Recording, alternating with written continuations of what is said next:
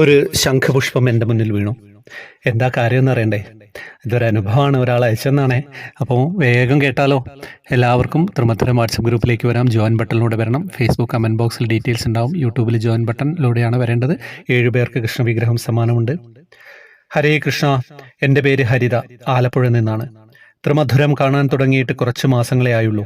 ഇതിലെ എല്ലാ അനുഭവങ്ങളും ഞാൻ കാണാറുണ്ട്. എൻ്റെ ഗുരുവായൂരപ്പനാണ് ത്രിമധുരം ചാനൽ എന്നെ കാണിച്ചത് എന്നാണ് ഞാൻ വിശ്വസിക്കുന്നത്. ഓരോ അനുഭവങ്ങൾ കേൾക്കുമ്പോഴും മനസ്സിന് നല്ല സന്തോഷം, സമാധാനമാണ്. കണ്ണും മനസ്സും നിറഞ്ഞൊഴുകിയാണ് അത് കേൾക്കുന്നത്. എൻ്റെ കണ്ണൻ എനിക്ക് ഒരുപാട് അനുഭവങ്ങൾ തന്നിട്ടുണ്ട്. അതിലൊരെണ്ണം ഞാൻ ത്രിമധുരത്തിൽ പറഞ്ഞിട്ടുണ്ട്, അത് വായിച്ചിട്ടുണ്ട്. ഞാൻ എനിക്കുണ്ടായ ഒരു അനുഭവം കൂടി പറഞ്ഞോട്ടെ. ഈ കഴിഞ്ഞ വിജയദശമിയുടെ അന്ന് ഞാൻ ഞങ്ങളുടെ അടുത്തുള്ള കണ്ണൻ്റെ അമ്പലത്തിൽ പോയി. ഞാൻ കുറച്ച് വൈകിയാണ് പോയത്. അന്ന് വിജയദശമി ആയതുകൊണ്ട് നല്ല തിരക്കായിരുന്നു.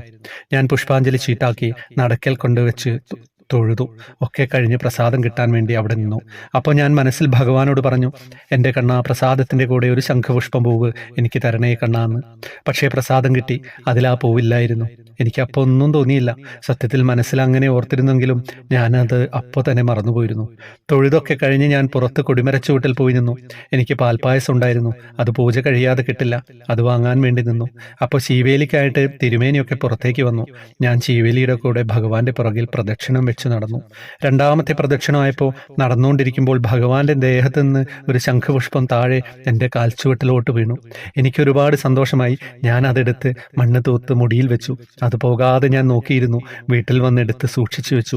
എൻ്റെ കണ്ണൻ എനിക്ക് തന്നതല്ലേ, കളയില്ല ഞാൻ. ഭഗവാന്റെ ദേഹത്ത് ചെത്തി, നമ്പ്യാട്ടുവട്ടം, തുളസി, റോസാപ്പൂ ഒക്കെ ഉണ്ടായിരുന്നു. പക്ഷെ അതിൽ നിന്നും ശംഖുപുഷ്പം മാത്രം ഒരെണ്ണം ഊർന്ന് എൻ്റെ കാൽച്ചുവട്ടിലോട്ട് വീഴണമെങ്കിൽ ഞാൻ ആഗ്രഹിച്ചിട്ട് എൻ്റെ കണ്ണൻ എനിക്ക് തന്നതല്ലേ അത്. ഒരുപാട് നീണ്ടുപോയല്ലേ, സോറി.